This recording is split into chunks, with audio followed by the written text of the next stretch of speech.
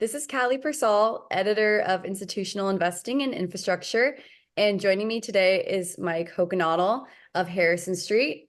He's going to discuss how to identify optimum markets for data center development and the value of partnerships. Before we start, Mike, can you just give us a brief introduction of yourself and your role at Harrison Street? Absolutely, would be happy to. So I started in the data center business in 2005. I did my first data center transaction, and then I spent about 15 years on the sell side where I oversaw data center investment sales at JLL. About 4 years ago, I joined Harrison Street to lead and build and grow our practice of investing in data centers and digital infrastructure. And so in those 4 years, we've committed about $4.5 billion to the sector across a variety of different kind of subsets of the broader asset class. Great, thank you. So I'm curious what you think makes certain locations for data center development more attractive than others. Can you just shed some light on that? I'll start with the basics. If you kind of think back to the origins of the data center business, the focus was really on finding locations that were suitable in terms of really primarily low natural disaster risk. So areas where there was no exposure to floods or weather events, things of that sort.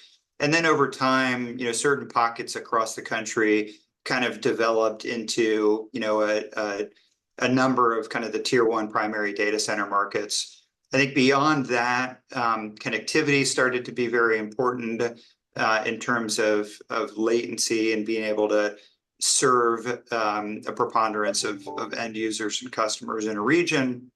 And then I would say more recently, the primary factor that has become by far the most important is access to power.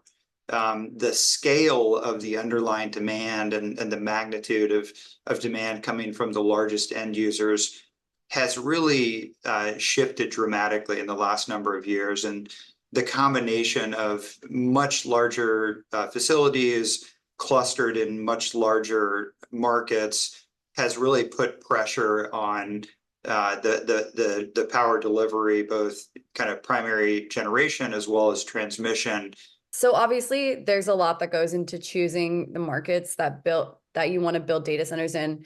Can you describe the primary factors you consider when evaluating a market for development?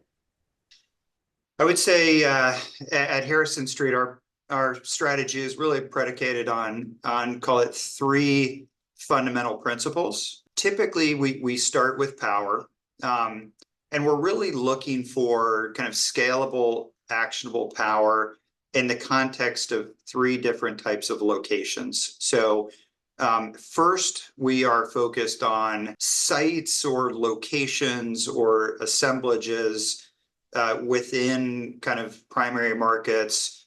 For example, it may be a legacy industrial site or a site of a different historic use or an assemblage of multiple sites where we're able to create an actionable data center development campus within a primary core market that has access to power. Increasingly, those types of situations are harder and harder to find, just given the constraints that have emerged in many of the primary markets like Ashburn and Santa Clara, California, for example.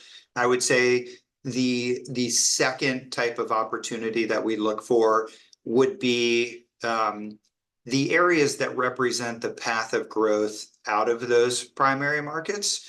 So locations where perhaps you can step out of the kind of primary constraints of the market and find sites with both scale in terms of an ability to expand square footage with a customer, and importantly, sites with significant and scalable power over time. And then I would say the third type of site that we look for is sites that are sort of part of what we see as being emerging secondary markets. So as the core primary markets are increasingly constrained, we believe that there are a handful of secondary markets that are starting to become kind of core hyperscale cluster markets. So we've been working on a project in New Albany, Ohio, for example, which we've recently exited. That is a perfect example of such a market. It's really been drafting off of the success of Northern Virginia, and all of the primary end users have now established a presence in Central Ohio. So, how important is proximity to major internet exchange or network hubs in your decision-making process? This is a great question, and a question I like a lot because it gives me a chance to talk a little bit about some of the other elements of our strategy beyond development. So, connectivity and interconnection is incredibly important to us. We think it's strategic for a variety of reasons. We invest in and operate carrier hotels as well as dark fiber, which broadly sort of make up the connectivity ecosystem that underpins all of these development projects. As it relates to location characteristics for campus type development activities, I would say proximity to interconnection really drives the type of underlying use case that is well suited to a data center.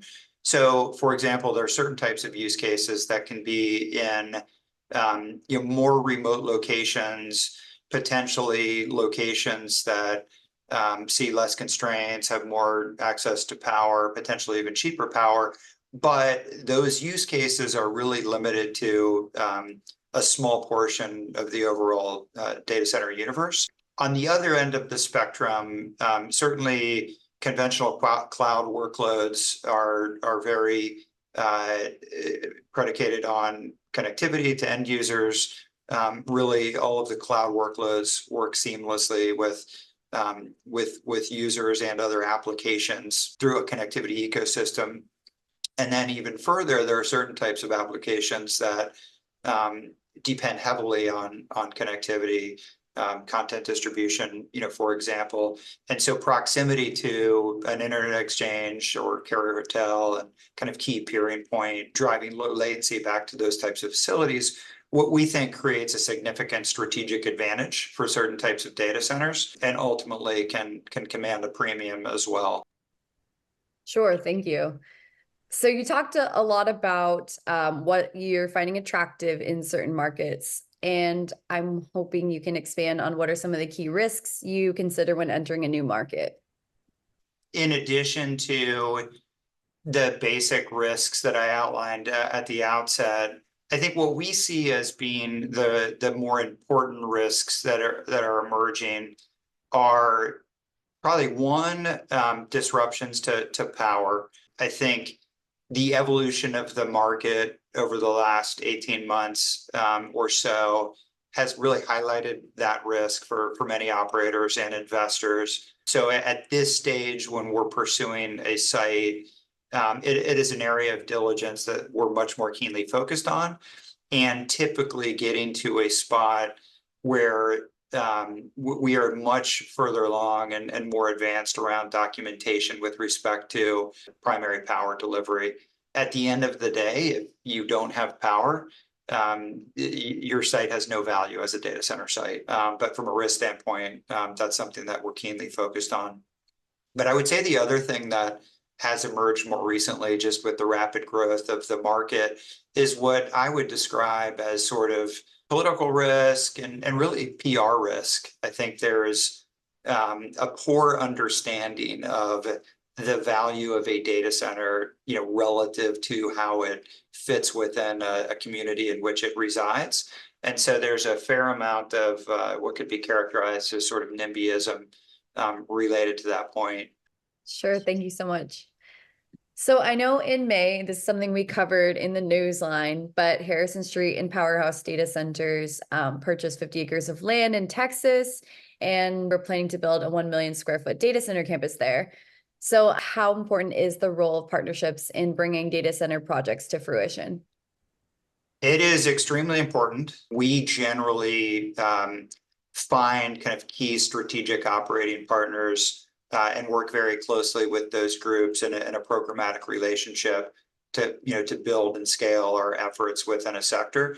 And so we've definitely done that in the data center space as well. I think It's important for a variety of reasons, but I think the operational intensity of the asset class, as well as just the complexity involved in delivering one of these sorts of products, it really requires key experts across a wide range of disciplines. And so, in addition to our operating partners, like Powerhouse, for example, we also collectively work with our operating partners to bring in experts across those dimensions, across architect and engineering. Obviously, we're working with the best, most well-capitalized contractors in the business.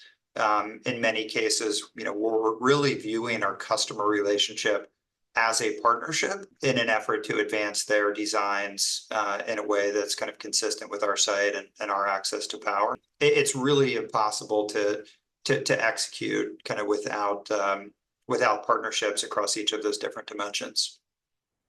Well, that's perfect. I think that's a good message to leave off on. And I so appreciate you joining the program today. Thanks for sharing so many good insights.